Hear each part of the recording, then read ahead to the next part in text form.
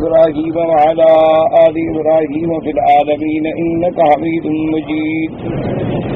قال الله تبارك وتعالى في كلامه المجيد: أعوذ بالله من الشيطان الرجيم. بسم الله الرحمن الرحيم. واسألهم عن القرية التي كانت حاضرة البحر إذ يعدون في السبت إذ تأتيهم حيتانهم يوم سبتهم شرعا ويوم لا يسبتون لا تأتيهم كذلك نبلوهم بما كانوا يفسقون. وإذ قالت أمة منهم لم تعظون قوما الله مهلكهم أو معذبهم عذابا شديدا قالوا معذرة إلى ربكم ولعلهم يتقون. فلما نسوا ما ذكروا به أنجينا الذين ينهون عن السوء وأخذنا الذين ظلموا بعذاب بئيس بما كانوا يفسقون.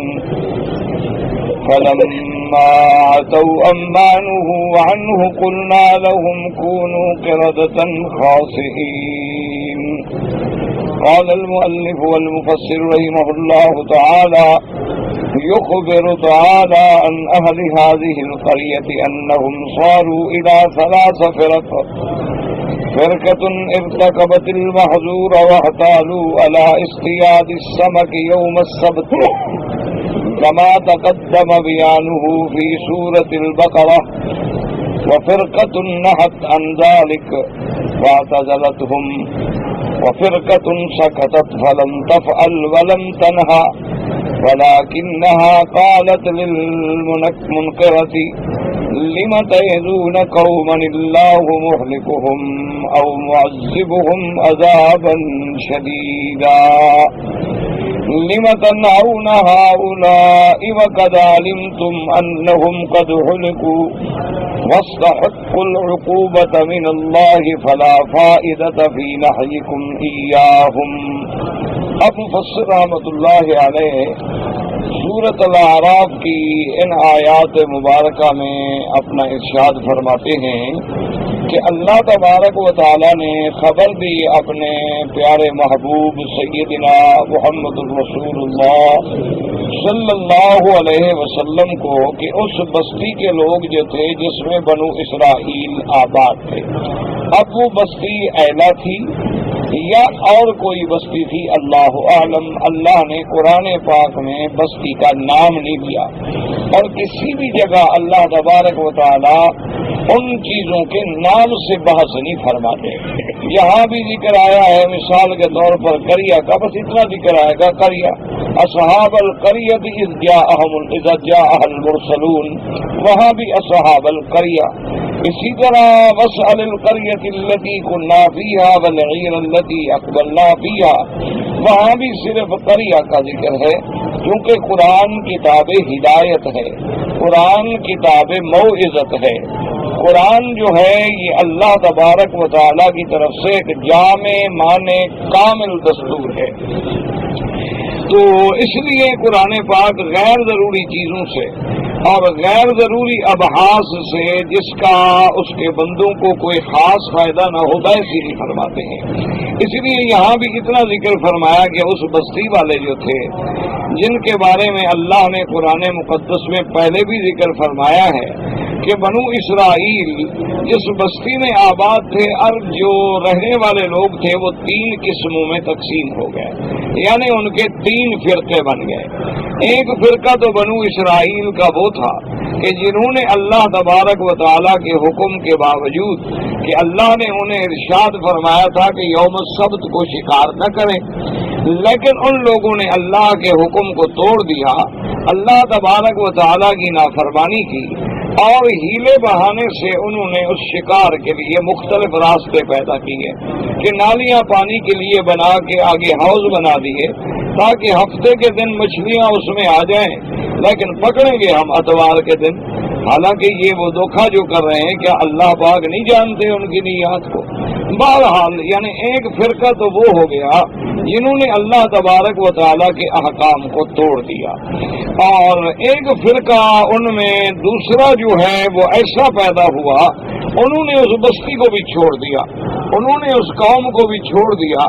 نافرمان لوگوں کو بھی چھوڑ دیا اور دور چلے ہو گئے، علیحدہ ہو گئے کہ بھی ہم تم لوگوں کے ساتھ نہیں رہتے، کہ جب تم اللہ تبارک و تعالیٰ کے حدود کو توڑتے ہو،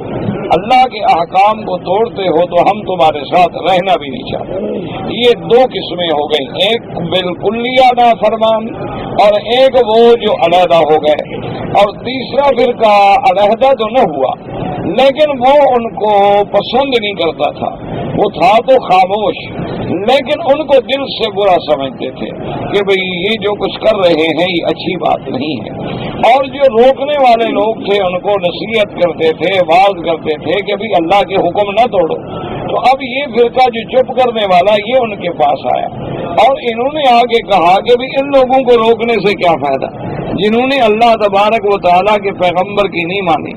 جنہوں نے حضرت موسیٰ علیہ السلام کی بات نہیں مانی، جنہوں نے حضرت ہارون علیہ السلام کی بات نہیں مانی،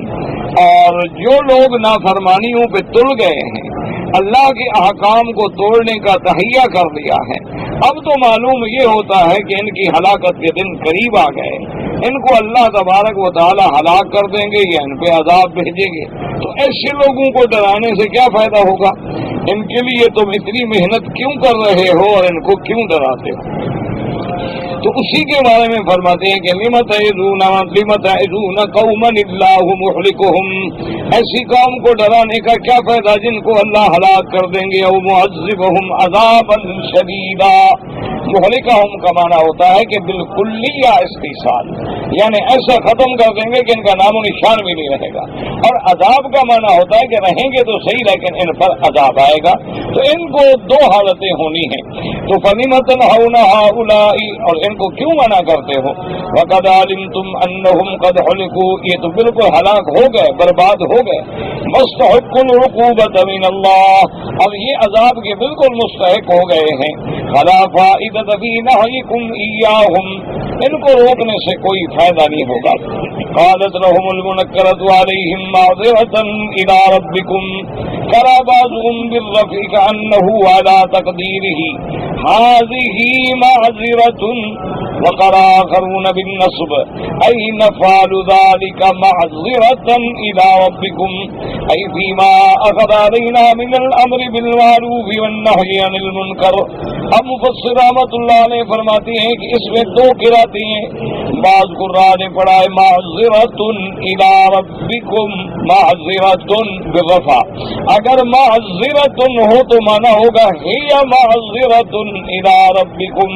اور بعض علماء نے پڑھا زبر کے ساتھ معذرتن الی ربکم،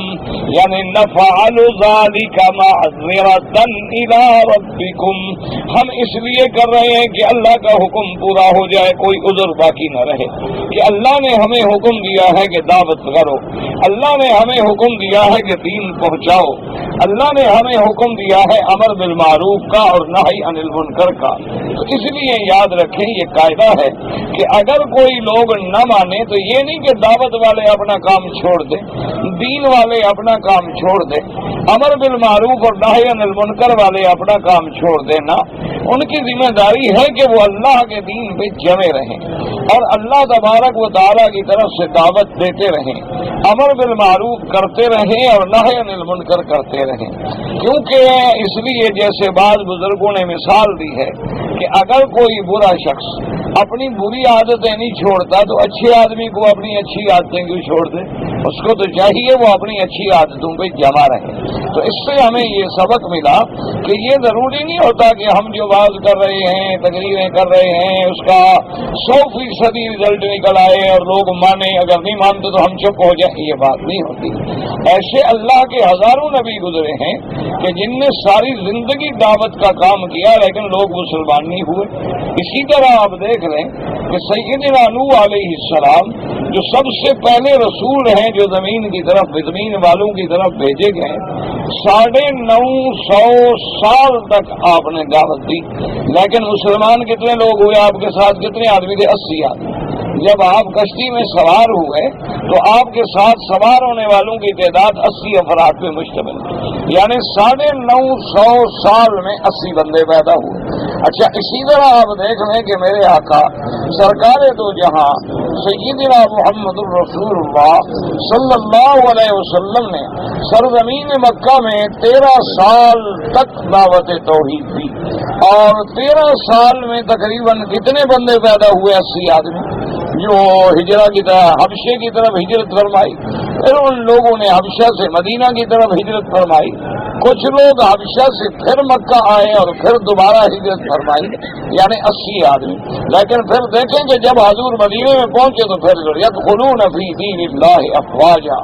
اللہ تبارک و تعالیٰ کے دین کے دروازے کھل گئے اور اللہ تبارک و تعالیٰ نے حضور کے دین کو غالب کر دیا۔ تو اس لیے ہمیشہ یہ بات چاہیے کہ اگر آپ کسی بستی میں ہیں یا آپ کسی مکان میں ہیں اور آپ کے چند آدمی ہیں وہ بات نہیں مانتے، لیکن آپ لگے رہیں، آپ اپنی بات کو کہتے رہیں تاکہ اللہ تبارک و تعالیٰ کے آگے آپ کا عذر جو ہے پورا ہو جائے۔ اس لیے کہا معذرۃ الی ربکم، اور دوسرا فرمایا ولعلہم یتقون، اور یہ بھی ممکن ہے کہ ان کے دل میں اللہ تبارک و تعالیٰ ڈر پیدا کر دیں، کیونکہ کوئی گھڑی ہوتی ہے ہدایت کی،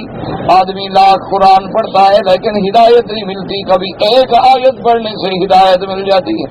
آدمی سینکڑوں حج کرتا ہے لیکن ہدایت نہیں ملتی، کبھی آدمی عمرے پہ آتا ہے اور کعبے پہ نظر پڑتی ہے اور ہدایت مل جاتی ہے۔ اللہ تبارک و تعالیٰ کی رحمت جب ہوتی ہے تو پھر دل کھل جاتے ہیں۔ اسی لیے میں نے چند عرصہ پہلے اخبارات میں ایک شوبز کی دنیا میں یعنی فلموں میں کام کرنے والی ایک لڑکی کی ایک کہانی پڑھی تھی۔ اللہ تبارک و تعالیٰ معاف فرمائے، آپ دیکھیں جو بیٹیاں فلموں میں کام کرتی ہیں ان کا کیا حال ہوتا۔ تو بہرحال وہ کہتی ہیں کہ میرے دل میں ایسے ایک شوق پیدا ہوا، اس لیے نہیں کہ کوئی میرے دل میں دین کا خیال تھا یا اللہ رسول کا خیال تھا، میں تو اپنی پٹڑی سے اتر چکی، میں تو راہ ہدایت سے بالکل بھٹک گئی اور میری زندگی اور دن رات جو ہیں وہ گناہوں کی نظر ہو گئے۔ لیکن ایسے خیال آ گیا کہ مکہ مدینہ دیکھنا تو چاہیے کہ وہ کیا چیز ہے، یعنی جیسے ہم دوسرے ملکوں کو دیکھنے کے لیے جاتے ہیں اسی طرح اگر ہم مکہ مدینہ بھی دیکھ لیں تو چلو ایک سیر ہو جائے گی، آؤٹنگ ہو جائے گی۔ تو کہتی ہے کہ میں نے اپنے باپ سے کہا کہ ہمیں سفر کرنا ہے مکہ مکرمہ کا، تو وہ حیران ہو گئے اور ہکا بکا رہ گئے، اور اس نے کہا کہ کیا کہہ رہی ہو تم؟ میں نے کہا بس میں دیکھنا چاہتی ہوں۔ اس نے کہا دیکھنے کا کیا فائدہ ہے، تمہارا راستہ ہی الگ ہے، مکہ مدینے جاتا ہی نہیں، تم نے جو راستہ اختیار کیا ہے وہ راستہ اس راستے سے بالکل متباین اور متضاد ہے۔ میں نے کہا بالکل ٹھیک ہے، لیکن بس میں دیکھنا چاہتی ہوں کہ مکہ شریف کیا ہے اور مدینہ شریف کیا ہے، آپ میرے باپ ہیں اور وہاں چونکہ بغیر محرم کے نہیں آنے دیتے ورنہ میں چلی جاتی، لیکن آپ میرے ساتھ ضرور جاؤ۔ کہتے اس نے بڑا مجھے روکا کہ اس نے کہا کہ کیا فائدہ ہوگا تمہارے وہاں جانے کا، اور تمہارا جب مقصد ہی تفریح ہے تو اب اس میں اتنا تو آگے نہ بڑھ جاؤ کہ اللہ کے گھر کو اور حضور پاک کے روضہ مبارک کو صرف تفریح کے لیے تم دیکھنا چاہو۔ تو میں نے کہا بہرحال مقصد میرا دیکھنا ہے اور کچھ بھی نہیں۔ تو کہتی ہیں کہ میں آ گئی، اور جب ہم ایئرپورٹ سے جدہ اترے تو میں نے باپ سے کہا کہ اچھی بات ہے تم بھی احرام باندھ لو اور میں بھی نیت کر لیتی ہوں، کہتے جو ہے کوئی عمرہ شمرہ ہوتا ہے تو کسی سے پوچھ لیتی ہیں بھی عمرہ کیا ہوتا ہے۔ تو اس نے کہا ہم نے کسی آدمی سے پوچھا، انہوں نے کتاب مجھے دے دی اور پڑھی لکھی لڑکی تھی، میں نے کتاب اسٹڈی کی، ہم نے احرام باندھ لیا، مکے میں آ کے عمرہ کیا۔ طواف کرنے کے بعد صفا مروہ دوڑنے کے بعد ہم تھکے ہوئے تھے، جہاز کے سفر متواتر سفر، جاگے ہوئے اور پھر کھانا نہیں کھایا، اترتے ہوئے عمرہ کیا۔ جب فارغ ہوئے تو باپ نے کہا کہ بیٹا چلتے ہیں ہوٹل۔ میں نے کہا آپ جائیں ہوٹل، میں رات یہیں رہنا چاہتی ہوں۔ تو اس نے کہا کیا بات ہے، تم تھکی ہوئی ہو، تم نے کھانا نہیں کھایا ہے، ہوٹل میں جا کے آرام کرو، ریسٹ کرو اور پھر آ جانا۔ میں نے کہا نہیں بس آپ جائیں۔ تو کہتی ہیں کہ میں نے باپ کو بھیج دیا اور میں ایسے بیٹھ گئی کعبۃ اللہ کو دیکھنے کے لیے، اور جوں جوں میں دیکھتی گئی کعبہ میرے اندر داخل ہوتا گیا۔ کہتی مجھے سمجھ نہیں آ رہا کہ یہ کیا ہو رہا کہ میں ایسے اکا بکا بیٹھی ہوں اور دیکھ رہی ہوں، معلوم یہ ہوتا ہے کہ اللہ کا کعبہ گویا میرے اندر داخل ہو رہا، اور میں پوری رات بیٹھی رہی اور صرف ٹکٹکی لگا کے کعبے کو دیکھتی رہی۔ اور جو ہی تہجد کی اذان ہوئی میں نے وضو کیا، وضو کرنے کے بعد زمزم سے دوبارہ تہجد پڑھی، اللہ کے آگے گر کے توبہ کی۔ اس نے کہا وہ دن اور آج کا دن میری تہجد بھی قضا نہیں ہوئی، میری زندگی میں انقلاب آ گیا صرف کعبہ دیکھنے سے۔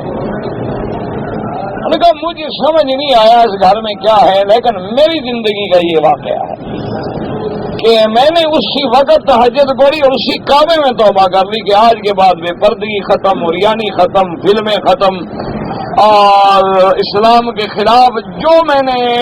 اعمال کیے ہیں سب کی توبہ کر کے، اور مکہ شریف سے میں نے پردہ شروع کر دیا۔ اور جب میں اپنے گھر میں واپس آئی تو میری سہیلیاں اور دوست، میں نے کہا بالکل ٹیلی فون پہ کہیں کہ وہ ہے ہی نہیں، اور کوئی بہت زیادہ قریبی تھا، میں نے کہا آپ جس لڑکی کو ڈھونڈ رہے ہیں وہ مر گئی، یہاں وہ نہیں رہتی، وہ تو مر گئی ہے۔ تو اس نے کہا کہ وہ دن اور آج کا دن فرض نماز نہیں، میری تہجد قضا نہیں ہوئی، اور میں نے ایک دیندار لڑکے سے گھرانے سے شادی کی ہے، میری اولاد ہے، میں بالکل مطمئن ہوں۔ اب مجھے سمجھ آیا ہے کہ اسلام کیا ہے، اب مجھے سمجھ آیا ہے کہ اللہ کا قرآن کیا ہے، اب مجھے سمجھ آیا ہے کہ دین محمد مصطفیٰ صلی اللہ علیہ وسلم میں کتنی جاذبیت ہے اور کتنی کشش ہے۔ لیکن شرط یہ ہے کہ کوئی آنکھ دیکھنے والی ہو، کوئی آنکھ کعبۃ اللہ کی عظمت کو سمجھتی ہو۔ کسی کے دل میں اللہ کے گھر ایسے تو نہیں خدا نے فرما دیا کہ ھدی للعالمین، وہ دونوں جہاں کے لیے مرکز ہدایت، ہدن یعنی جیسے قرآن ہدن للمتقین، اللہ کا کعبہ ہدن للعالمین، تو آخر ہدن للعالمین جب ہے تو پھر ہدایت کیسے نہ ہو؟ لیکن شرط یہ ہے کہ ہماری آنکھیں دیکھنے والی ہوں، شرط یہ ہے کہ ہمارے دل میں اللہ کے کعبے کا کوئی تصور ہو، اللہ کے کعبے کی کوئی عظمت ہو، شرط یہ ہے کہ ہم مدینہ منورہ جائیں اور حاضری دیں تو ہمارے دلوں میں اس پاک مدینہ پاک کا کوئی تصور ہو، کوئی روضہ مبارک کا تصور ہو، کوئی اس شہر کی عظمت کے بارے میں خیال ہو۔ اور اگر ہم سگریٹیں پیتے ہوئے مدینہ پہنچیں اور گانے سنتے ہوئے مدینہ پہنچیں اور اتر کے حرم کے باہر سگریٹ پھینک کے حرم میں داخل ہو جائیں تو پھر کیا ہمیں سمجھ آئے گا؟ نہ مکہ نہ مدینہ، وہ تو پھر ایک روٹین ہے، بلکہ خطرہ ہے کہ کہیں بے ادبی میں، کہیں گستاخی میں، کہیں کوتاہی میں ہم آنے کے بعد اور کسی اللہ کی ناراضگی کا زیادہ شکار نہ ہو جائے۔ اسی لیے بزرگوں نے لکھا ہے نا کہ بیرون درچے کر دی کہ درون خانہ آئی، کہ تم اللہ کے کعبے سے، اللہ کے گھروں سے آوازیں آتی ہیں کہ ظالموں باہر تم کیا کر رہے تھے کہ اب اندر بھی آ گئے، تم نے کبھی باہر بھی خدا کو یاد نہیں کیا، تمہارے پاؤں بھی نہیں تھر تھر آئے، تم نے کبھی گناہوں سے خوف محسوس نہیں کیا، تم نے اللہ کی نافرمانی کرتے ہوئے کبھی تمہیں جھرجھری بھی نہیں آئی،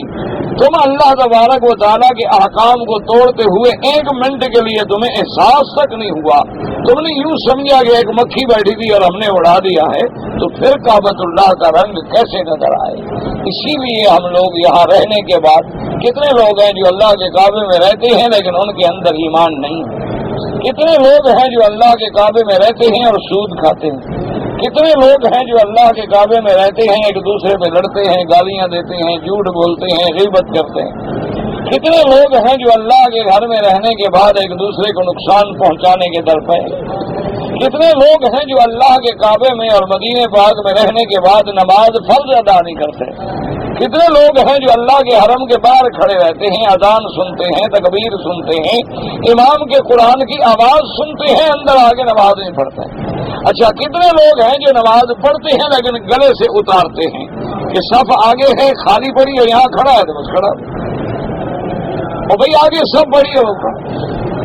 اچھا سب ادھر ہے، یہاں دو آدمی کھڑے ہیں، وہاں دو کھڑے ہیں، وہاں دو کھڑے ہیں، وجہ کیا ہے؟ اللہ نے دلوں کو ٹکڑے کر دیا، کیونکہ میرے آقا کی حدیث مبارک ہے، سرکار دو عالم سیدنا محمد الرسول اللہ صلی اللہ علیہ وسلم کی حدیث مبارک ہے کہ اگر میری امت نے نماز کی صفیں سیدھی نہ کی اور نماز کی صفیں متصل نہ بنائی اور نماز کی صفوں کو بالکل ٹھیک نہ کیا تو اللہ ان کے دلوں کے اندر تفرقہ ڈال دے گا۔ اور آج وہی عالم ہو گیا ہے کہ ہر بندہ کہیں زبان پہ جھگڑا ہے کہ جی یہ اردو بولنے والا ہے اور یہ اردو نہ بولنے والا ہے، کہیں صوبے پہ جھگڑا ہے، یہ اس صوبے کا ہے، یہ اس صوبے کا، کہیں قومیت پہ جھگڑا ہے، کہیں لسانیت پہ جھگڑا ہے، اور جو چھوٹے موٹا باقی دیندار طبقہ رہ گیا ان کو ہم نے فروعی مسائل میں الجھا دیا ہے کہ وہ چھوٹے چھوٹے مسائل پر وہ مسائل جو اعلیٰ اولا افضل، جو مسائل مستحب، جو مسائل مسنون کی حد تک تھے ان کو ہم نے ایسے بنا دیا ہے نعوذ باللہ کہ کفر و اسلام کی جنگ ہو۔ اللہ تبارک و تعالی ہمارے حال پہ رحم کر دے اور اللہ تبارک و تعالی ہم مسلمانوں کو ہدایت کر دے۔ تو اس لیے یاد رکھیں کہ اگر تمہارے اندر ہمت ہے تم ایک بندے کو بھی دین پہنچا سکتے ہو تو پہنچاؤ، تم اپنے گھر والوں کو کہہ سکتے ہو تو کہو، تم جو بات اللہ کی ہدایت والی کر سکتے ہو کرو، بالکل نہ چھوڑو۔ یہ نہ دیکھو کہ کوئی نہیں مانتا، نہ مانے، تمہیں تو کہنے کا اجر ملے گا، تمہیں تو کہنے کا ثواب ملے گا، اللہ تبارک و تعالیٰ تمہارے مصیبت اور ثواب کو تو ضائع نہیں فرما دیں گے۔ اس لیے انہوں نے فرمایا معذرۃ الی ربکم فیما اخذ علینا من الامر بالمعروف والنہی عن المنکر، تاکہ ہم اللہ تبارک و تعالیٰ کے آگے سرخرو ہو جائیں۔ اللہ نے جو ہم سے حکم لیا تھا، وعدہ لیا تھا کہ امر بالمعروف کرو اور نہی عن المنکر کرو، ہم تو پورا کر رہے ہیں۔ وَلَعَلَّهُمْ يَتَّقُونَ، يقولون لعل هذا الإنكار يتقون ما هم فيه ويتركونه ويرجعون إلى الله تائبين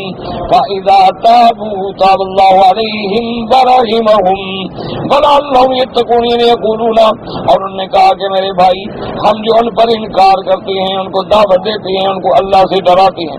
یتقون ما هم فيه، جس گناہوں میں وہ پڑے ہوئے ہیں شاید ڈر جائیں، ویترکونه، شاید چھوڑ دیں ان گناہوں کو، ویرجعون الی اللہ، اور اللہ کی طرف رجوع کر لیں، تائبین، توبہ کرتے ہوئے، فَإِذَا تَابُوا تَابَ اللَّهُ عَلَيْهِمْ وَرَحِمَهُمْ، اور اگر وہ توبہ کریں گے تو اللہ ان کی توبہ قبول فرما دیں گے، اللہ ان پہ رحم فرما دیں گے، کیونکہ جب بندہ توبہ کرتا ہے اللہ تبارک و تعالیٰ کی رحمت اسی وقت آ جاتی ہے۔ آدمی کی ساری زندگی گناہوں میں گزر جائے، سچے دل سے اللہ کے آگے توبہ کر لے، اللہ فرماتے ہیں میرے مدنی پاک اپنی امت کو بتلا دو، التائب من الذنب کمن لا ذنب له، جو بندہ توبہ کرے گناہ سے گویا اس کا گناہ ہے نہیں، اللہ گناہوں کو بھی مٹا دیتے ہیں۔ اللہ تبارک و تعالی ہر مسلمان کو توبہ کی توفیق دے۔ مسلمانوں دل سے توبہ کر لو، استغفر اللہ استغفر اللہ ربی العظیم من کل ذنب واتوب الیہ، دل سے توبہ کر لیا کرو، کوئی پتہ نہیں موت کا کب آ جائے، کوئی پتہ نہیں اگلا سانس واپس بھی آئے گا کہ نہیں آئے گا، کوئی پتہ نہیں رات کو ہم سوئیں گے صبح کو اٹھیں گے بھی نہیں اٹھیں گے، اس لیے توبو، علماء نے حکم دیا ہے کہ توبہ کر لو، موت کے آنے سے پہلے پہلے توبہ کر لو، اپنے نفسوں کا حساب کر لو، اور توبہ کے لیے کسی کو بتلانے کی بھی ضرورت نہیں، جب تیرے دل کے اندر سے آواز اٹھے اور تیرے آنکھوں سے آنسو بہنے لگے تو سمجھو میرا رب راضی ہو گیا ہے، میرے دل میں رکت پیدا ہو گئی ہے، میرا دل ڈر گیا، اللہ راضی ہو گیا۔ اللہ کے آگے گر جاؤ، اللہ کے آگے توبہ کر لو، ساری زندگی کے گناہ جو ہے وہ معاف ہو جاتے ہیں، اور کوئی پتہ نہیں لگتا، تبدیلی آنے میں کوئی دیر نہیں لگتی ہے، جب وہ چاہتے ہیں تو بدل دیتے ہیں۔ اور اس کے بعد فرماتے ہیں مفسر رحمۃ اللہ علیہ، فَلَمَّا نَسُوا مَا ذُكِّرُوا بِهِ أَنجَيْنَا الَّذِينَ يَنْهَوْنَ عَنِ السُّوءِ وَأَخَذْنَا الَّذِينَ ظَلَمُوا بِعَذَابٍ بَئِيسٍ بِمَا كَانُوا يَفْسُقُونَ۔ نسون. اللہ فرماتے ہیں فلما نسو، یاد رکھو نسو کا معنی نسیان، معنی بھولنا، اور نسیان کا ایک معنی یہ ہوتا ہے ترک کر دینا، چھوڑ دینا. کیوں؟ جب بھول گیا تو چھوڑ دیا نا. اس لیے قرآن فرماتا ہے نسو اللہ فانساہم انفسہم. اور اسی طرح قرآن فرماتی ہیں کہ قیامت والے دن بندے عرض کریں گے قال رب لما حشرتنی اعمی وقد كنت بصیرا قال كذلك أتتك آياتنا فنسيتها وكذلك اليوم تنسى. اللہ فرمائیں گے قیامت والے دن جب بندے کو اندھا کر کے اٹھایا جائے گا، کہے گا مولا میری تو آنکھیں تھی، مجھے اندھا کیوں کر دیا؟ اللہ فرمائیں گے ظالم تیرے پاس میری آیات آئی، نشانیاں آئی، پیغمبر آئے، قرآن آیا، لیکن تو نے دنیا میں اللہ کے احکام کو بھلا دیا، چھوڑ دیا. آج اللہ نے تجھے بھی اپنی رحمت سے ٹھکرا دیا ہے، چھوڑ دیا ہے. اس لیے فرماتی فلما نسوا ما ذکروا بہ، جب انہوں نے چھوڑ دیا جن چیزوں سے ان کو ڈرایا گیا، ای فلما ابى الفاعلون قبول النصیحہ، یعنی جب وہ گناہوں میں ڈوبے ہوئے لوگوں نے نصیحت قبول کرنے سے بھی انکار کر دیا. اللہ فرماتے انجینا الذین ینہون عن السوء واخذنا الذین ظلموا بعذاب بئیس بما كانوا یفسقون. اللہ پاک فرماتے ہیں کہ ہم نے پھر ان لوگوں کو جو برائی سے روکنے والے تھے ان کو تو ہم نے نجات دے دی. یاد رکھو جو روکنے والے ہیں اللہ ان کو بچا لیتے ہیں، جو امر بالمعروف کرنے والے ہیں، جو نہی عن المنکر کرنے والے ہیں اللہ ان کو بچا لیتے ہیں. لیکن جب لوگ برائی کو برا کہنا چھوڑ دیں گے، جب لوگ برائی سے روکنا چھوڑ دیں گے تو پھر اللہ کے عذاب ان کو بھی ساتھ پکڑ لیتے ہیں. یاد رکھیں وَأَنجَيْنَا الَّذِينَ يَنْهَوْنَ عَنِ السُّوءِ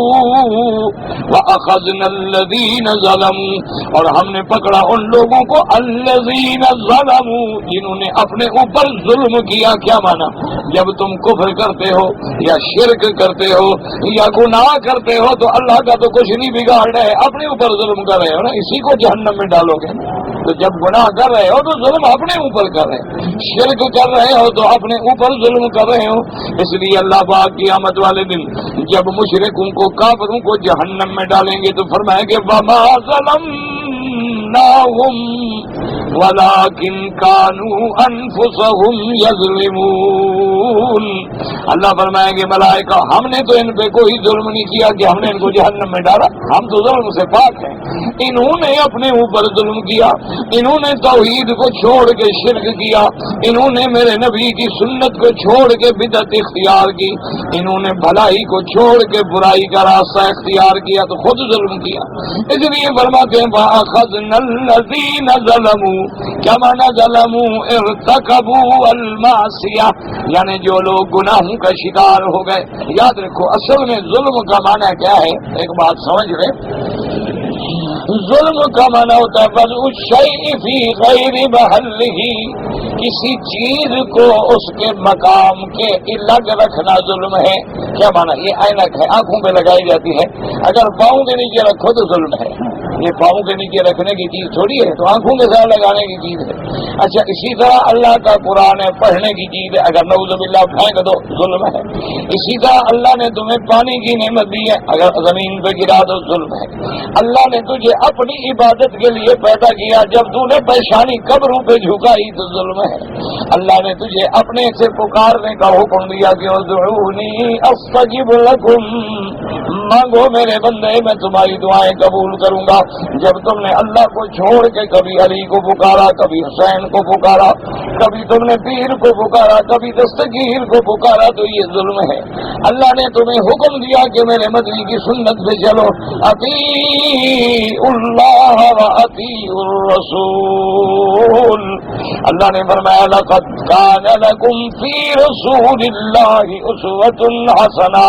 میرے مدنی کا ہر عمل تمہارے لیے نمونہ ہے. لیکن جب تم نے حضور کا کام چھوڑ دیا، حضور کی سنت چھوڑ دی، اذان میں بھی جوڑ لگا دیے، کلمے میں بھی جوڑ لگا دیے، تم نے جناب نمازوں میں بھی اپنے جوڑ لگا دیے، تو یہ ظلم ہے، کیونکہ جس چیز کا حکم تھا اس کو تم نے بدل دیا، اسی کا نام ہے ظلم۔ یہ پیشانی خدا کے آگے جھکنے کے لیے تھی، غیر کے آگے جھکی تو ظلم ہو گیا۔ اللہ نے تمہیں پیدا کیا تھا اپنی عبادت کے لیے، جب تم نے غیر کی عبادت کی تو ظلم ہو گیا۔ اب اللہ نے فرمایا تھا کہ گناہ نہ کرو، اللہ نے تمہیں آنکھیں دی تھی کہ اس سے بھلائی کا رستہ دیکھو، قرآن دیکھو، کعبہ دیکھو، صراط مستقیم دیکھو، جب اس سے تم نے غیر محرموں پہ نظر ڈالی تو ظلم ہو گیا۔ اللہ نے تمہیں پاؤں دیے تھے کہ خیر کے لیے چلو، جب تم نے پاؤں غلط کام میں استعمال کیے تو ظلم ہو گیا۔ اس لیے فرماتے ہیں وَأَخَذْنَا الَّذِينَ ظَلَمُوا، مفسر فرماتے ہیں کیا معنی ارتكبوا المعصية، جن لوگوں نے گناہوں کو اختیار کر لیا، نافرمانی کو اختیار کر لیا، وہ ظلم ہے۔ پھر اللہ فرماتے ہیں ہم نے ان کو پکڑ لیا، کیسے پکڑا؟ فرماتے ہیں بعذاب بئیس، بعذاب بئیس بما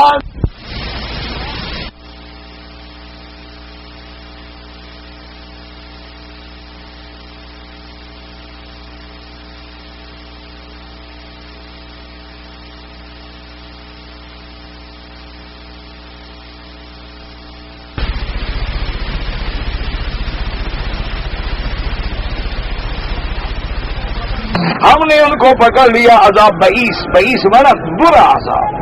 بیسا کہتے ہیں نا، نیما کہتے ہیں نا اچھی بات، بیسا بری بات، تو جب بئیس یعنی بہت ہی برا عذاب۔ ویسے یاد رکھو عذاب تو عذاب ہے نا، عذاب کا بھی اچھا ہوتا ہے، لیکن جب عذاب کے ساتھ لفظ اور بئیس بھی لگ جائے تو وہ کتنا برا عذاب ہوگا۔ کیوں؟ ایک عذاب ہے مثلا کسی کو مارو یہ بھی عذاب ہے، کسی کو کھڑا کر دو یہ بھی عذاب ہے، کسی کو قید میں ڈال دو یہ بھی عذاب، کسی کو الٹا لٹکا دو یہ بھی عذاب ہے، لیکن کسی کو خود انسان سے بندر بنا دو تو کتنا برا عذاب ہے۔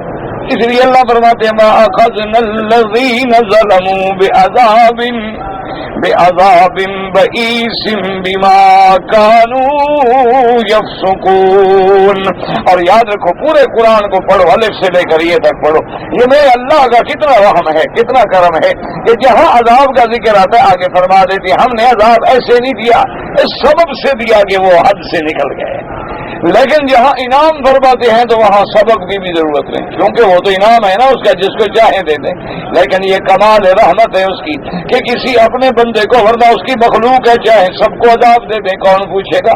لیکن فرماتے ہیں کہ ہم عذاب بلا وجہ نہیں دیتے، عذاب اس لیے دیا بما كانوا يفسقون، اس کو علماء کہتے ہیں باسببیہ، یعنی بسبب ما كانوا يفسقون، اور فسوق کا معنی ہوتا ہے حد سے نکل جانا، اللہ کے حکم کو توڑ کے نکل جانا، اللہ کی فرما برداری کے خلاف کرنا، یہ ہے اس کو کہتے ہیں فاسق۔ اس لیے فرماتے ہیں فَأَخَذْنَا الَّذِينَ ظَلَمُوا بِعَذَابٍ بَئِيسٍ فَنَصَّرَ نِجَاتِ النَّاهِينَ وَهَلَاكِ الظَّالِمِينَ وسكت عن الساكتين لأن الجزاء من جنس العمل وهم لا يستحقون مدحا فيمدحوا ولا يرتكبوا أثيما فيذموا وما هذا فقط اختلف الأئمة فيهم هل كانوا من الحالكين أو من الناجين على قولين۔ اب مفسر رحمۃ اللہ علیہ فرماتے ہیں کہ اللہ نے اس آیت مبارک میں یہ تو نص کر دیا، بیان واضح کر دیا کہ جو لوگ روکنے والے تھے ان کو ہم نے بچا لیا، وَأَنجَيْنَا الَّذِينَ يَنْهَوْنَ عَنِ السُّوءِ، یعنی واضح ہو گیا کہ جو لوگ برائی سے روکنے والے ان کو نجات، اور جو برائی کرنے والے ہیں وہ ہلاک و برباد، اور جو چپ تھے اللہ نے ان کا ذکر بھی نہیں کیا تاکہ ہر کسی کو جن سے عمل کی جزا ملے، کہ جو چپ رہے تو اللہ نے ذکر بھی نہیں کیا۔ تعریف اس لیے نہیں کہ وہ قابل تعریف نہیں تھے،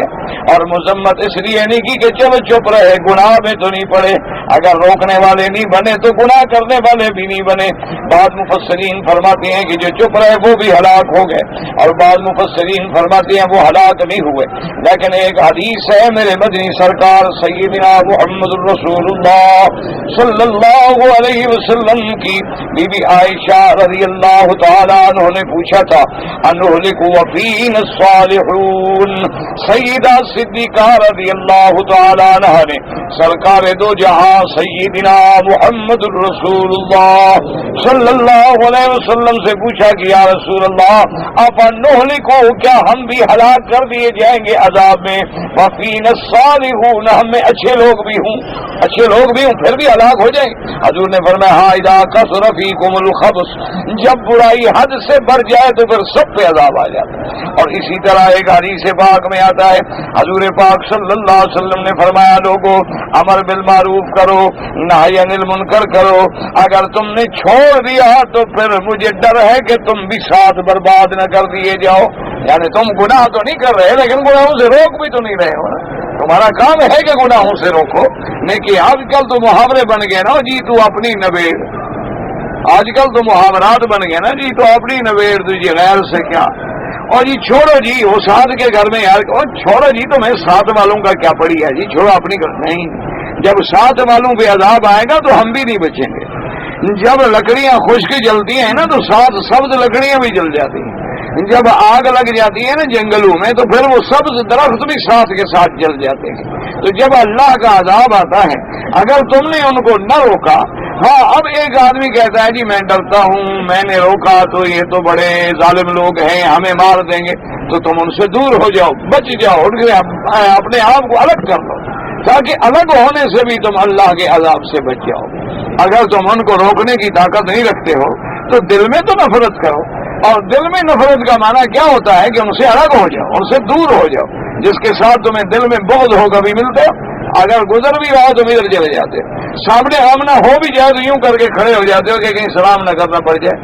تو اگر تمہیں واقعی برائی سے نفرت ہے, اگر واقعی تمہیں دل میں ہاں طاقت نہیں ہے, ڈرتے ہو, خوف ہے, تو اس میں تو طاقت ہے کہ تم اٹھ کے چلے جاؤ, علیحدہ ہو جاؤ, دور ہو جاؤ, تاکہ کہیں اللہ کے عذاب کا تم بھی شکار نہ ہو جاؤ. تو اس لیے مفسر رحمۃ اللہ علیہ فرماتے ہیں کہ اللہ نے ناہین کے بارے میں فرما دیا ہم نے بچا دیا, وَهَلَاكَ الظَّالِمِينَ, اور ظالمین کے بارے میں فرمایا ہم نے ہلاک کر دیا. وَسَكَتَ عَنِ السَّاكِتِينَ, اور جو چپ تھے ان کے بارے میں اللہ نے بھی قرآن میں ذکر نہ فرمایا. لِأَنَّ الْجَزَاءَ مِن جِنسِ الْعَمَلِ, اللہ پاک ہر کسی کو جزا دیتے ہیں جیسے اس کا عمل ہوتا ہے. وَإِنَّهُمْ لَا يَسْتَحِقُّونَ مَدْحًا فَيَمْدَحُوا, کیونکہ وہ مدح کے قابل تو نہیں تھے کہ اللہ ان کی تعریف میں ذکر فرماتے. وَلَا ارْتَكَبُوا عَظِيمًا, انہوں نے کوئی بہت بڑا گناہ کیا تھا کہ فَيَذُمُّوا, ان کی مذمت کی جاتی. وَمَعَ هَذَا, اس کے باوجود قَدْ اخْتَلَفَ الْأَئِمَّةُ رَحِمَهُمُ اللَّهُ فِيهِمْ, اب ائمہ کا ان کے بارے میں اختلاف ہے. بعض ائمہ فرماتے ہیں وہ بھی حالقین میں تھے کیونکہ وہ چپ رہے اور گناہگاروں کے ساتھ رہے, اور بعض ائمہ فرماتے ہیں کہ نہیں ان کو اللہ نے بچا لیا. وقال علی ابن ابی طلحہ عن ابن عباس رضی اللہ تعالی عنہ وَإِذْ قَالَتْ أُمَّةٌ مِّنْهُمْ لِمَ تَعِظُونَ قَوْمًا اللَّهُ مُهْلِكُهُمْ أَوْ مُعَذِّبُهُمْ عَذَابًا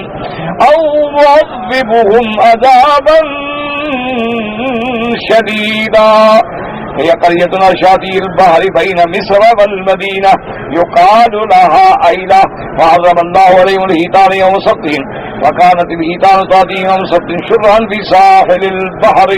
اب مفسر فرماتا ہے کہ یہ بستی جو ہے دریا کے کنارے پہ ہے, مصر اور مدینہ منورہ کے درمیان میں. اس بستی کا نام تھا ایلا, اور اس کے اندر جو لوگ رہتے تھے اللہ نے ان کو شکار مچھلی کا منع کر دیا کہ ہفتے کے دن شکار نہ کریں, لیکن خدا کی قدرت دیکھیں. وکانت الحیتان تأتیہم یوم سبت شرعا فی ساحل البحر,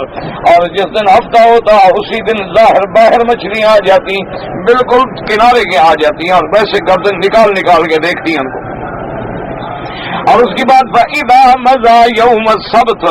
اور جب ہفتے کا دن گزر جاتا لَمْ يَقْدِرُوا عَلَيْهَا, پھر مچھلیاں دور چلی جاتی وہ کچھ بھی نہ کر سکتے. فَمَضَى عَلَى ذَلِكَ مَا شَاءَ اللَّهُ, اس پہ کچھ عرصہ گزر گیا. ثُمَّ إِنَّ طَائِفَةً مِّنْهُمْ أَخَذُوا الْحِيتَانَ يَوْمَ سَبْتِهِمْ, فنهتهم طائفة وقالوا تأخذونا وقد حرم الله عليكم يوم سبتكم. اب بعض لوگوں نے کچھ عرصہ تو صبر کیا، پھر ہفتے کے دن شکار شروع کر دیا. ان کو لوگوں نے منع کیا کہ کیا کر رہے ہو، اللہ کے حکم کو نہ توڑو. اللہ نے منع کر دیا کہ تم سبت کے دن شکار نہ کرو. فلم يزدادوا الا غيا وعتوا،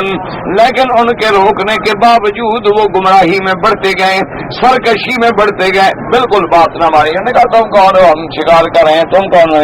وجعلت طائفة أخرى تنهاهم فلما طال ذلك عليهم قالت طائفة من النهاة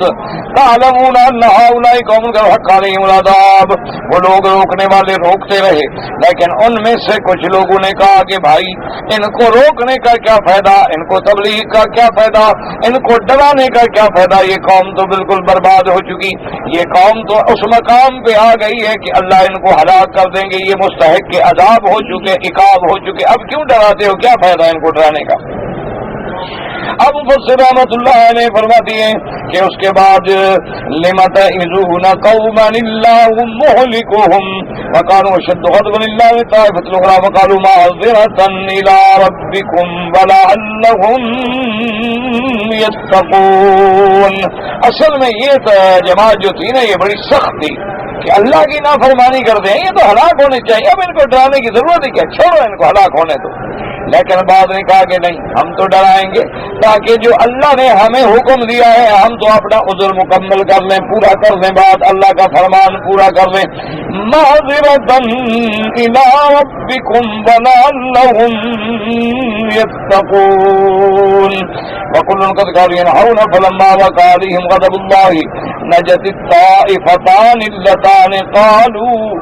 لم تعظون قوما الله مهلكهم والذين قالوا معذرة إلى ربكم وأهلك الله أهل معصيته الذين أخذوا الغيتان فجعلهم قردة. اب مفسر رحمۃ اللہ علیہ فرماتی ہیں کہ وَكُلٌّ قَدْ كَانُوا يَنْهَوْنَ، اصل میں تو یہ دونوں روکنے والے تھے. جب اللہ کا غضب آ گیا اللہ نے ان دو جماعتوں کو تو بچا لیا. ایک وہ جماعت جو غصے میں کہتی تھی کہ کیا ضرورت ہے ڈرانے کی، برباد ہونے دو، اور ایک جماعت جو ڈراتی رہی. ان دونوں کو اللہ نے عذاب سے بچا لیا. لیکن جو اس جرم میں پڑنے والے تھے ان کو اللہ تبارک و تعالیٰ نے عذاب نے بہا کے پکڑ لیا، اور اللہ نے اپنی نافرمانی پہ کیا سزا دی، فجعلہم قردۃ، ان سب کو بندر بنا دیا کہ اب تم انسان بننے کے بھی قابل نہیں ہو. اب اللہ تبارک و تعالیٰ نے تمہیں انسانیت کی سلک سے نکال کے حیوان بنا دیا. کیونکہ یاد رکھیں کہ جب آدمی گناہوں میں پڑ جاتا ہے، جب آدمی اللہ کی نافرمانی میں پڑ جاتا ہے، جب اللہ تبارک و تعالیٰ کے احکام کو نہیں مانتا ہے تو چاہے وہ بندر نہ بھی بنے نا لیکن انسان نہیں رہتا.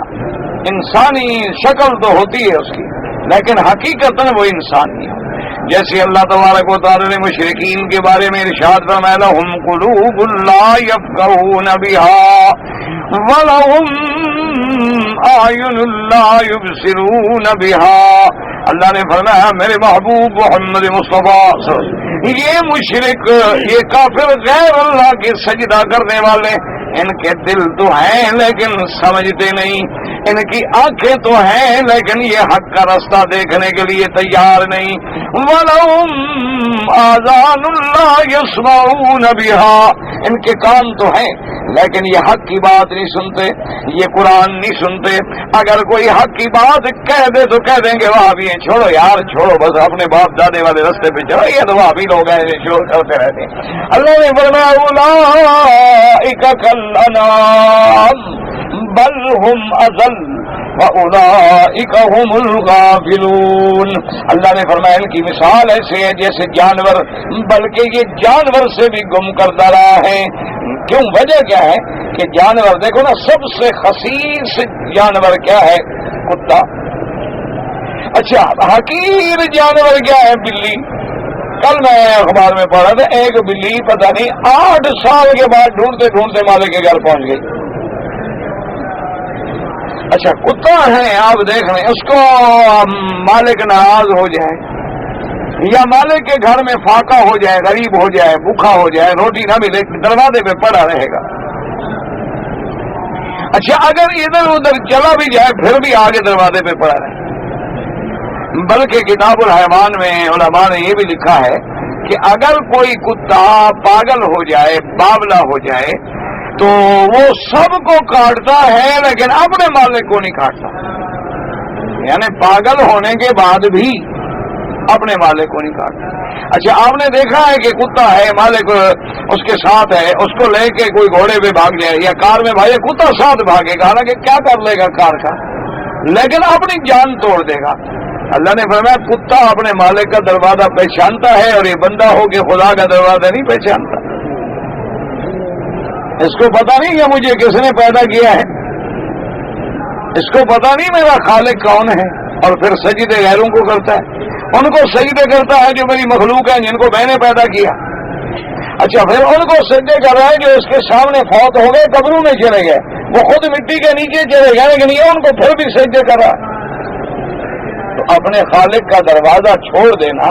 اپنے مالک کا دروازہ چھوڑ دینا، غیروں کے دروازے پہ جا پڑنا، یہ تو جانوروں سے بھی گئی گزری بات ہوئی نا۔ اسی لیے اللہ فرماتے ہیں اولئک کالانعام بل هم اضل، اسی لیے اللہ تبارک و تعالی نے ان کو ایسی سزا دی کہ انسانوں سے حیوان بنا دیا، قردۃ خاسئین۔ اب جناب فرماتے ہیں اللہ فی الباس قریبا من هذا وقال حماد بن زید داؤد بن حسین کرمۃ باطن فی الآیہ قال ما ادری ان جاء الذين قالوا لم تعظون قوما الله مهلكهم ام لا قال فلم ازل به حتى عرفته انهم قد نجوا فكساني هلة۔ حضرت اکرمہ فرماتے ہیں ابن عباس، حضرت ابن عباس رضی اللہ تعالیٰ عنہ سے اس آیت میں کہ ما ادری، میں نہیں جانتا، ان جاء الذين قالوا لم تعظون قوما الله مهلكهم، کیا وہ بچ گئے تھے کہ نہیں بچ گئے تھے؟ کہتے ہیں اس کے بعد میں کوشش کرتا رہا، تحقیق کرتا رہا، اور میں دیکھ رہے معلومات کرتا رہا کتابوں میں، فلم ازل به حتی عرفته، میں تحقیق کرنے کے بعد اس نتیجے پہ پہنچا کہ اللہ نے ان کو بھی بچا لیا تھا۔ تو جب میں نے جا کے یہ کہا تو انہوں نے مجھے لباس دیا، حلہ کہتے ہیں ایک یعنی چادر اوپر کی اور نیچے کی ایک جیسی ہو، ایک جیسا لباس ہو تو اس کو کہا جاتا ہے حلہ، تو انہوں نے خوش ہو کے مجھے انعام میں یہ دیا۔ اسی لیے علماء فرماتے ہیں کہ اگر کوئی اچھا لڑکا امتحان میں کامیاب ہو جاتا ہے یا وہ اپنی کتاب میں اور سبق میں کامیاب ہو جائے اور اس کو استاد کوئی چیز انعام میں دے دے تو یہ جائز ہے، شرط وہ ہوتی ہے جو دونوں طرف ہو، یاد رکھا گیا۔ ایک ہوتا ہے انعام کہ بھئی آپ نے کہا 4 آدمی دوڑو، بھائی جو دوڑ میں جیت گیا ہم 10 ریال دیں گے، یہ انعام ہے۔ لیکن اگر شرط یہ ہو کہ جیت گیا انعام دیں گے اور رہ گیا تو پھر اتنا اس پہ نقصان ہوگا، یعنی اگر یہ جو ریس میں جیت گیا اس پہ تو انعام، اور جو رہ گئے ان کا پیسہ ڈوب گیا، تو یہ شرط ہے۔ جوا جو ہے وہ حرام ہے لیکن انعام دینا جو ہے وہ حلال ہے۔ تو اس لیے فرماتے ہیں کہ بہرحال میں اپنی تحقیق کو اس مقام پہ پہنچا کہ ان کو بھی اللہ تبارک و تعالی نے نجات عطا فرمائی۔ واللہ تعالی اعلم وعلمہ اتم۔ کہتے جی کہ میں پاکستان سے عمرے کی نیت کے ساتھ آیا اور کسی غلط فہمی کی وجہ سے میں نے احرام پاکستان سے نہیں باندھا بلکہ جدے سے احرام باندھا۔ تو میرے بھائی یہ مسئلہ اگر آپ جدے سے آنے سے پہلے کراچی میں پوچھ لیتے تو غلطی نہ کرتے، کیونکہ آپ کی نیت ہی عمرہ تھی، تو کسی امام کے نزدیک بھی گنجائش نہیں آپ کے بچنے کی۔ آپ عمرے کی نیت سے آ رہے تھے اور میقات آپ کا یلملم تھا، آپ نے میقات سے تجاوز کر کے جدے میں احرام باندھا ہے، لہذا عمرہ ہو گیا، لیکن ایک بکری بطور دم یہاں مکے میں ذبح کر کے مکے کے فقراء میں تقسیم کر دیں، اسی مکے میں جاننے والے کو دے دیں، اس کو وکیل بنا دے کہ جا کے ایک بکری ذبح کرو اور غریبوں کو تقسیم کر دو۔ اور ایک بات یاد رکھو کہ عمرہ تو تمہارا ہو گیا، لیکن وہ عمرہ جو چھوٹے حج کے برابر ہو جاتا ہے وہ میقات سے تھا، اگر باندھتے تم اس عمرے کے ثواب سے بھی محروم رہ گئے۔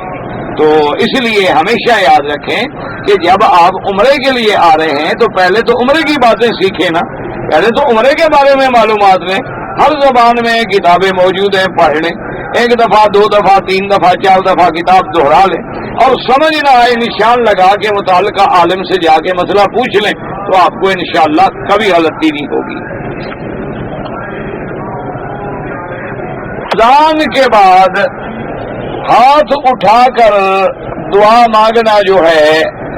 اذان کے بعد دعا مانگنا جو ہے وہ تو سنت ہے محمد الرسول اللہ۔ سمجھ آ گئی بات؟ حضور پاک نے فرمایا کہ جب اذان ختم ہو جائے تو تم کیا کرو؟ درود شریف پڑھو، اللہم صلی علی سیدنا محمد وعلی آل سیدنا محمد کما صلیت علی ابراہیم وعلی آل ابراہیم انک حمید مجید، اللہم رب هذه الدعوة التامة والصلاة القائمة آت محمد الوسیلۃ والفضیلۃ وابعثہ مقاما محمودا۔ یہ دعا کرے، حضور نے فرمایا جو آدمی یہ دعا کرے گا میں اس کی قیامت میں شفاعت کروں۔ اور جو میرے پڑھے لکھے بھائی ہیں وہ یاد کر سکیں تو اس دعا کے بعد یہ بھی حدیث میں موجود ہے کہ بندہ یہ بھی پڑھے کہ رضینا باللہ ربا وبالاسلام دینا وبمحمد صلی اللہ علیہ وسلم نبیا۔ تو یہ چیزیں پڑھنا، باقی ہاتھ اٹھانے کی کوئی ضرورت نہیں، بغیر ہاتھ اٹھائے آپ یہ دعا مانگ سکتے ہیں۔ اصل میں یاد رکھو کہ یہ ہاتھ اٹھانا نہ اٹھانا، یہ فلسفہ یہ ہے کہ ہاتھ اٹھانا بھی بعض دعاؤں میں ثابت ہے اور ہاتھ نہ اٹھانا بھی ثابت ہے،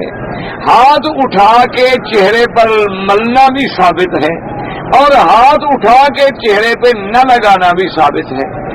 لمبے ہاتھ کر کے کہ حتیٰ بغلوں کی بھی سفیدی نظر آ جائے وہ بھی حضور سے ثابت ہے۔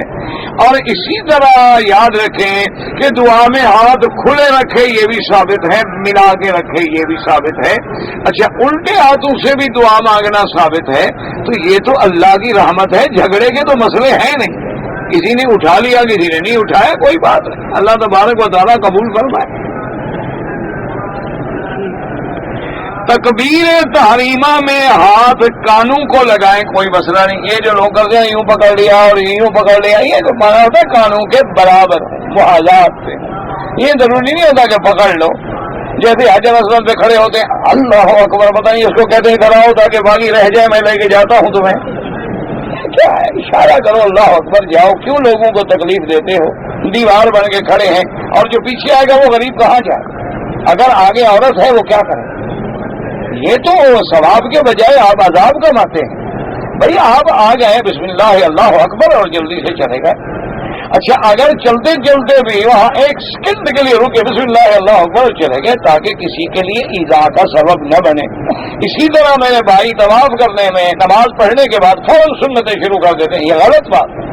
وہ طواف کی جگہ ہے، وہ اس لیے نہیں ہے، وہ فرض ہو گئے اب لوگ طواف کریں گے، چھوڑ دو۔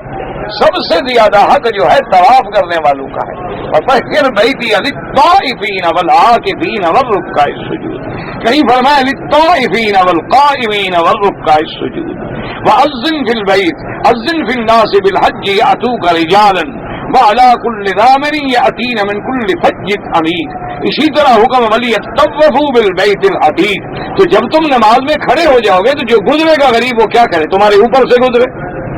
تمہارے آگے سے گزرے، تمہیں دھکا دے کے گزرے، کرے کیا؟ تم نے تو راستہ روک لیا، ان کا گناہ سارا تم پر ہے جو وہاں کھڑے ہو کے سنتیں پڑھتے ہیں۔ جب فرض ادا ہو جائے پیچھے ہٹ جاؤ، آرام سے جا کے اپنی سنتیں پڑھو سکون کے ساتھ، نہ کوئی تمہاری نماز کو خراب کرے نہ تم کسی کی نماز کو خراب کرو۔ اصل بات تو دل کا لگنا ہے، یہ تو نہیں نا کہ بہت جلدی اللہ اکبر جی۔ اچھا بعض حجر اسود پر جو نشان لگا ہوا وہی شروع کر دیتے اللہ، ہم نے سمجھا یہ نشان جو لگا ہے نا ضرور ہے اس میں کوئی چیز ہے، کیونکہ لوگوں کی عادت ہے نا جہاں قبر کا نشان دیکھیں کھڑے ہیں، جھنڈا دیکھیں کھڑے ہیں، پنجہ دیکھیں کھڑے ہیں، تو یہ لکیر کہاں چھوڑیں گے؟ اللہ کے بندے وہ تو ایک علامت ہے، وہ کون سی جگہ ہے؟ کعبہ سارا کعبہ ہے۔ اللہ تبارک و تعالی ہدایت دے اور دین کو سمجھنے کی کوشش کریں، دین کو مذاق نہ بنائیں۔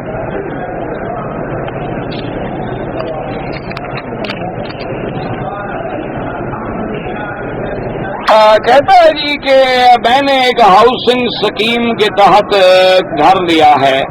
ہر سال جو میں قسط دیتا ہوں اس پر وہ اپنی طرف سے 8% کا اضافہ کر دیتے ہیں۔ میرے بھائی اصل میں یہ بات سمجھنی چاہیے کہ وہ 8% آپ کو کیوں دیتے ہیں،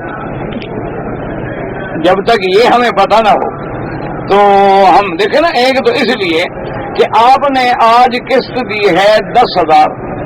تو اگلے نے 10,000 80 جمع کر دیے، وہ 80 کیوں دیا آپ کو؟ آپ کا کوئی پہلے سے فنڈ ان کے پاس ہے، وہ وہاں سے دیتے ہیں، یا آپ کا کوئی پیسہ جمع ہے اس سے وہ نکال کے دیتے ہیں۔ اچھا، پھر وہ 8% آپ کو فکس کیوں دیتے ہیں؟ کبھی زیادہ بھی نہیں کرتے، کبھی کم بھی نہیں کرتے، کبھی تھوڑا بھی نہیں کرتے۔ تو اگر یہ آپ کے پیسوں پر بطور سود دیتے ہیں تو لازمی بات ہے کہ وہ سود کی رقم ہے، تو سود کی رقم جیسے لینا حرام ہے، دینا بھی حرام ہے، لینا بھی حرام ہے۔ تو بہرحال یہ جب تک پوری سکیم سامنے نہ ہو اس وقت تک میں اس کے بارے میں کوئی بات نہیں بتلا سکتا، کیونکہ مجھے کیا پتا وہ آپ کو کیوں دیتے ہیں، وہ 8% کہاں سے دیتے ہیں، کس وجہ سے دیتے ہیں، یا آپ پیسے دیتے رہیں، آپ کے پیسوں کا اگر سود ہے تو صاف بات ہے کہ حرام ہے۔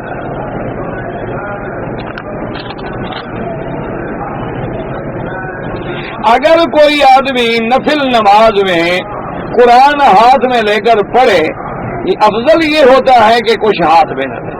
لیکن اگر کوئی حافظ ہے یا قرآن پڑھنا چاہتا ہے یا قرآن جانتا نہیں غریب، تو نفل نماز میں گنجائش ہے کہ قرآن دیکھ کے پڑھ سکتا ہے۔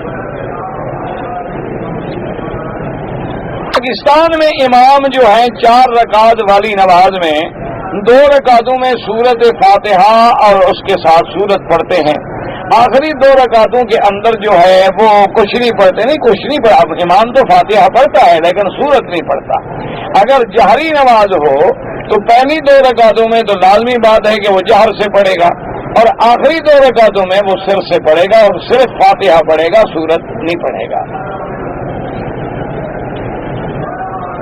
اگر مرتد جو ہے واجب القتل ہے تو آپ کو اور مجھے تو قتل کرنے کا حکم نہیں نا۔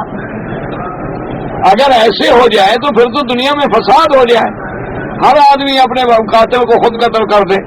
ہر آدمی زانی کو خود سنسار کر دے، ہر آدمی مرتد کا فتویٰ لگا کے لوگوں کو خود قتل کرتا پھرے، یہ بات نہیں ہے۔ اگر کوئی مرتد ہے اس کے بارے میں اسلامی حکومت ہے تو اس کو آپ اطلاع کریں، وہ اس کو بلا کے تحقیق کریں گے، اگر ثابت ہوگا تو پھر اس کے لیے قاضی محکمے سے حکم جاری کرے گا اور اس پر وزارت عدل مہر لگائے گی، پھر تنفیذ ہوگی۔ ایسے نہیں ہوتا کہ آپ اور میں جس کو مرضی آئے کہہ دیں۔ ایک ہے مطلقاً بات کہ کافروں کے ساتھ معاملہ کرنا۔ اب جو ہمارے مسلمان بھائی ہندوستان میں رہتے ہیں اور تمہارے ملک سے تو وہاں زیادہ مسلمان ہیں، وہاں تو 20 کروڑ سے بھی بڑھ گئے، اب ان کا رات دن ہندوؤں کے ساتھ لین دین قصہ کہانی ہوتا ہے تو وہاں کوئی بات ہے، لین دین تو جائز ہے، لین دین تو کافروں کے ساتھ بھی ہو سکتا ہے، لین دین قادیانیوں کے ساتھ بھی ہو سکتا ہے اور یہودی نصارہ کے ساتھ بھی ہو سکتا ہے۔ اب جتنی چیزیں تمہارے ملک میں آ رہی ہیں تو ساری مسلمانوں سے آتی ہیں، ساری کافروں کے ملک سے آتی ہے، لیکن خریدتے ہو، بیچتے ہو، چڑھتے ہو۔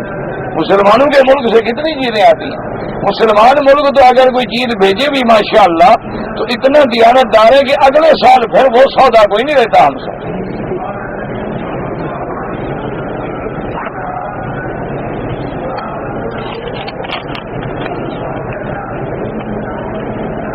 اگر ایک آدمی 1 سال سے بیوی کے ساتھ بات نہیں کرتا،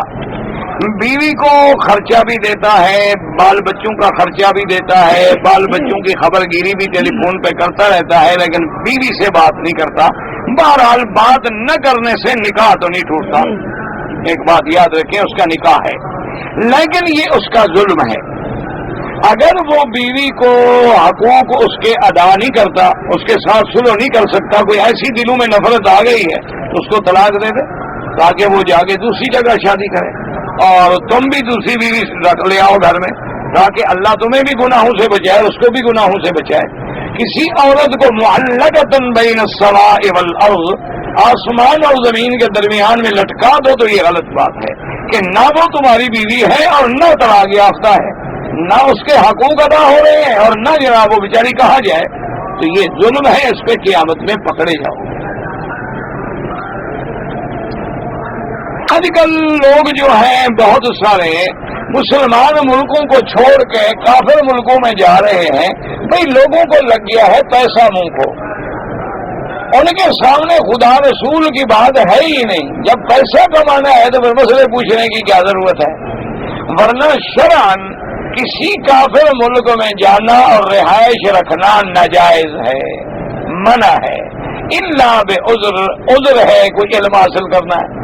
یا آدمی ہے تاجر ہے، وہ چلا گیا سودا لیا واپس آ گیا، یا آدمی اس لیے جا رہا ہے کہ وہاں اللہ کے دین کی دعوت کا کام کرے گا، ورنہ اس کے علاوہ کافر ملکوں میں رہنے کا کوئی فائدہ نہیں۔ اچھا، جو پیسے کمانے کا سوچ رہے ہو نا میرا بھائی،